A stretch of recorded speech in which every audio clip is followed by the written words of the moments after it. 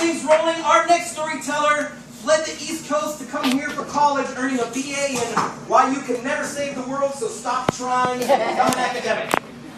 She now listens to low-income immigrants' stories and helps to turn them into legal arguments accompanying visa applications. This is her Chicago performance debut. Please join me in welcoming to the stage, Kelin Hall!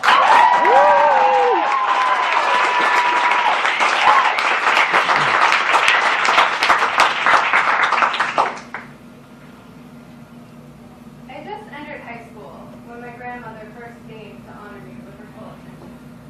She needed someone to polish her jewelry. Her 80-year-old hands looked young and fit, but they were still smooth with long nails. Her hair was still black, and her face was painted.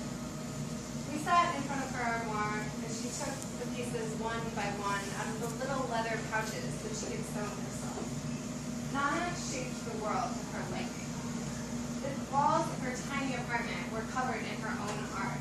You could almost forget that you were in subsidized housing in suburban Connecticut and believe that you were in some fancy metropolitan loft. With each piece of jewelry came the story of a corresponding admirer. This bracelet. Oh, this one was from my friend in New York. He was just charming. Or an audacious brooch. This was designed by my jeweler friend in Paris. He insisted on making a flower, but I only wear abstract shapes, so I wore it upside down. How did you meet him?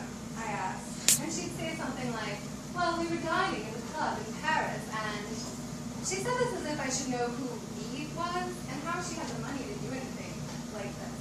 She was the daughter of a migrant factory worker.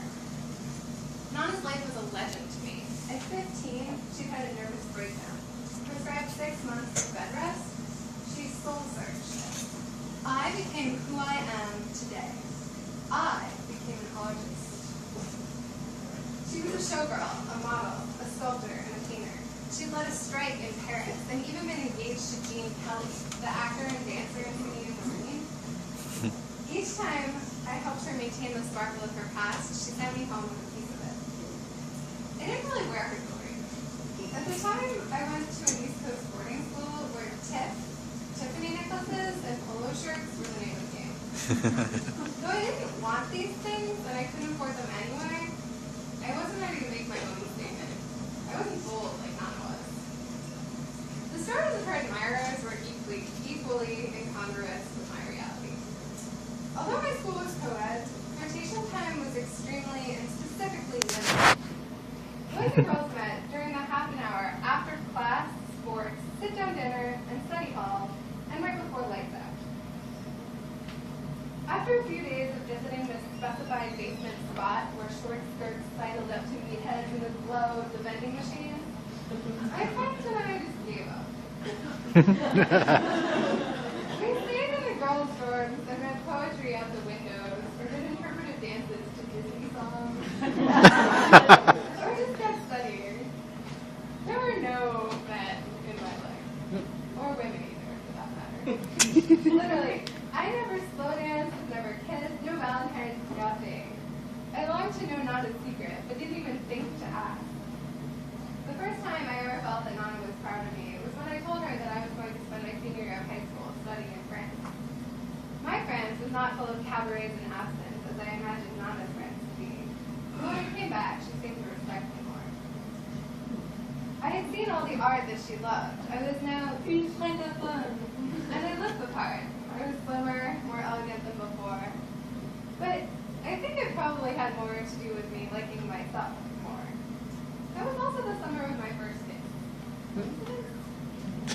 Beyond all that, when I was in France, my pop, Nana's husband, died.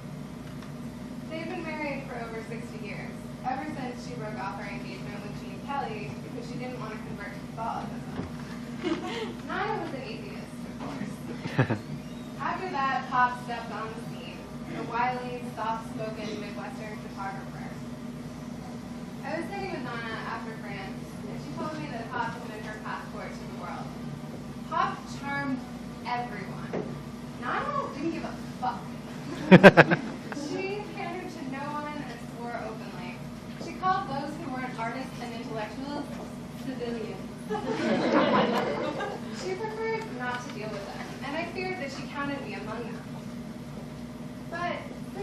passport had expired. I must have something to offer her, right?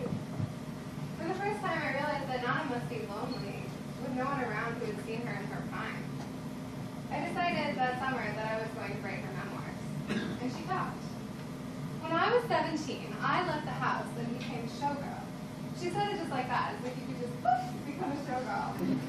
Things were so easy in her past. I asked her the question I'd held in for years. So, Nana, what exactly did it mean to be a showgirl? Did you, like, dance? No, we didn't dance. We wore ornate, exquisite costumes, and we walked around looking poised. My father assumed that everyone in show business was a slut. It really hurt me. Didn't he know who I am? She told me stories of fleeing lecherous bosses, barring the doors from policemen and running down wrought iron fire escapes. She told me about the time she'd been kicked off stage when she auditioned to sing. Nana, how did you deal with being judged all the time? Well, as a showgirl, they put us all in a line and looked us up and down. They took the ones they wanted and told the rest of us to go home. It never fazed me. Really? Summer ended, and I went to college out here in Chicago. My visits to Nana became less frequent. My summers were consumed with internships and research. I wanted to save the world, so capturing Nana's sparkling history felt a little less urgent. When I was home, briefly, I didn't share my passions with Nana, unless they had some sort of artistic twist to them. The photos I'd taken on the human rights delegation to the Thailand-Burma border, or the stories I'd written while I was researching corruption in Peru. She didn't ask further, so I didn't think to tell. I came home for Christmas one year, and Nana's hair was white. She couldn't walk. My brother and my dad had started taking care of her full time. Her silk kimono-like dressing gown was too small to fasten. Inert, she ballooned. The gown slipped off her shoulders. I'm cold, she told my brother. Nana, it's hot in here. My brother Ev would snap back. Evan, she's an old lady. Maybe your sense of hot and cold are different than hers. Nah, Kelin. She's just being a pain in the ass. She's just trying to mess with us. The brevity of my visits lets me step back and see Nana's struggles in a way that must be too painful for her 24/7 caretakers. Since I've entered the workforce, my trips back east have become even less frequent. Each time I call Nana, I have to talk louder and louder. It became impossible to call her for a quick chat while waiting for the bus.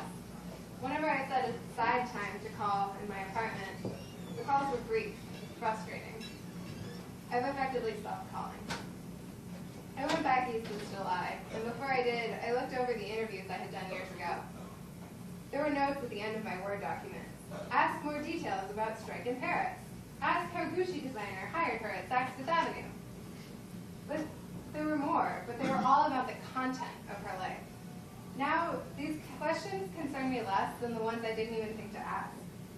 When I was interviewing Nana after high school, she was still an icon to me. I didn't even hope to understand her.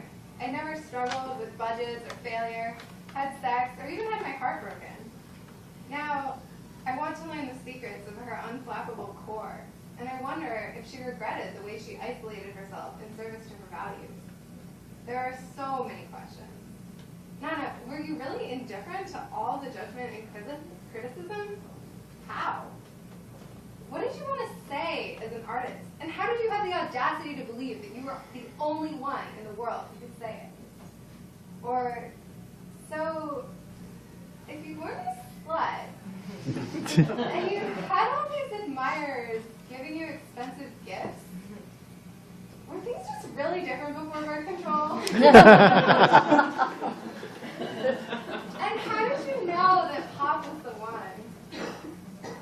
I arrived at Nana's apartment in July, expectations high. It was the same as it had been for the past few years. She's watching Turner Classic Movies, and I intercept her view of the television to give her a hug and a kiss. It's an awkward maneuver with a tray in front of a wheelchair. Hi, Nana! Who are you? Evan swoops in. Nana, it's Kelin! Oh, hi, honey. Her face brightens, and she she slipped into a coughing fit. I tried to talk to her, but Evan needs to interpret. When he runs back to the kitchen to stir her dinner, I quickly give up and join him. That bitch, she knows who you are. She pretends not to remember if she's even had lunch. She's always trying to mess with us. It seems my brother and my dad still hold Nana up as this diva, even though they're the ones laboriously lifting her onto the toilet and massaging her swollen feet every day. I went back to Nana, sat down, and held her hand. She winked at me, miraculously. You have nice, strong hands, she said, not for the first time. I can never ask Nana what was inside of her driving that stubborn confidence. But maybe she couldn't have told me. Maybe the only way to know is just to live that way. Nana didn't have a Nana to tell her. She just decided at 15 that that was the only way to live. She was never going to give me the spotlight. I just have to take it.